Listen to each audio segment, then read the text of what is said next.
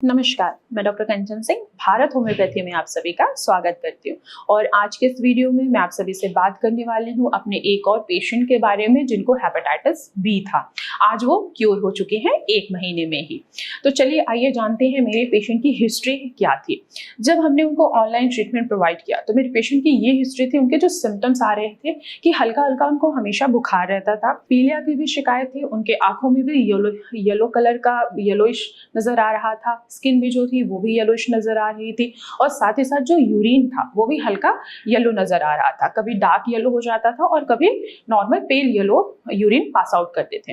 इसके साथ ही साथ उनको नोजिया होना, वॉमिटिंग होना, पेट में दर्द महसूस करना और इसके अलावा मसल्स में बहुत ज्यादा कमजोरी महसूस होना, क्रैम्प्स होना और सबसे ज्यादा जो उनको तकलीफ थी ये थी कि उनके जॉइंट्स में बहुत ज्यादा पेन रहता था। इनके शरीर में जितने भी जॉइंट्स है, जैसे कि हमारा स्मॉल जॉइंट हुआ या हमारा बिग जॉइंट हुआ, हमारा नी जॉइंट हो गया, एल्बो जॉइंट हो गया, इन सभी में उनको बहुत ज्यादा पेन महसूस होता था। उन्होंने सडन अपना टेस्ट कराया तो उन्हें डायग्नोस हुआ कि उन्हें हेपेटाइटिस बी है।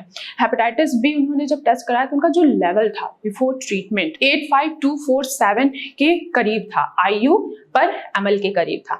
1 महीने बाद जब उन्होंने हमारे यहाँ से ट्रीटमेंट लिया, हमने दोबारा से उनको सजेस्ट किया कि दोबारा से आप हेपेटाइटिस बी का जरा टेस्ट कराइए, देखिए आखिर आपका लेवल कितना जा रहा है। तो आज उनका लेवल जो है वो 155 IU पर ml हो चुका है और उनके जितने भी सिम्टम्स है, जैसे कि नोजिया होना, वॉमिटिंग होना, जॉइंट्स में पेन महसूस होना, बुखार महसूस होना, आंखों का पीलापन होना, यूरिन में पीलापन नजर आना और कभी कभी स्किन में भी पीलापन नजर आ रहा था, वो आज पूरी तरीके से सबसाइड हो चुका है।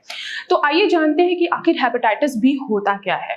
तो हेपेटाइटिस बी एक वायरल इंफेक्शन है जो आपके लीवर को इफेक्ट करता है। लीवर में सोजिश आती है और साथ ही साथ लीवर की फंक्शनिंग भी पूरी तरीके से डिस्टर्ब हो जाती है। इसके पीछे का आखिर कारण क्या है, क्यों पेशेंट्स को हेपेटाइटिस बी होता है? तो हेपेटाइटिस बी हेपेटाइटिस वायरस की वजह से होता है, बी वायरस की वजह से होता है। अगर आप अनप्रोटेक्ट इंटरकोर्स कर रहे हैं तो उसके वजह से भी आपको हेपेटाइटिस बी हो सकता है, अगर दूसरा पर्सन हेपेटाइटिस बी से संक्रमित है। इसका अलावा एक और कारण है ब्लड इंफेक्शन। अगर पेशेंट को पहले से ही हेपेटाइटिस बी है और आपने उस ब्लड की जांच नहीं कराई और अपने में ब्लड ट्रांसफ्यूजन करा लिया तो आपको भी हेपेटाइटिस बी हो सकता है। इसके अलावा मदर से चाइल्ड में भी हेपेटाइटिस बी होने के चांसेस होते हैं। क्यों? क्योंकि इसीलिए ड्यूरिंग प्रेगनेंसी चेक किया जाता है कि कहीं मदर को हेपेटाइटिस बी है या नहीं है।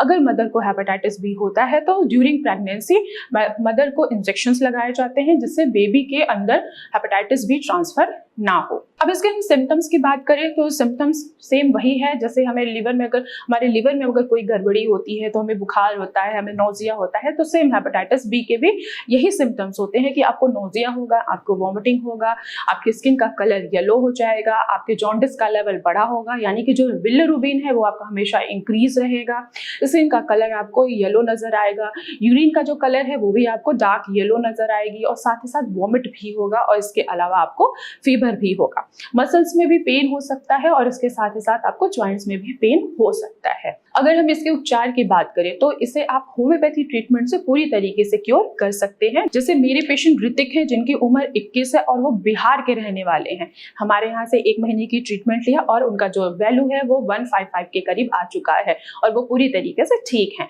तो मैं आशा करती हूँ कि जिन भी पेशेंट को हेपेटाइटिस बी है वो अपना इलाज करा सकते हैं। तो आज के वीडियो में बस इतना ही, फिर मैं मिलती हूँ नेक्स्ट वीडियो में। तब तक के लिए धन्यवाद।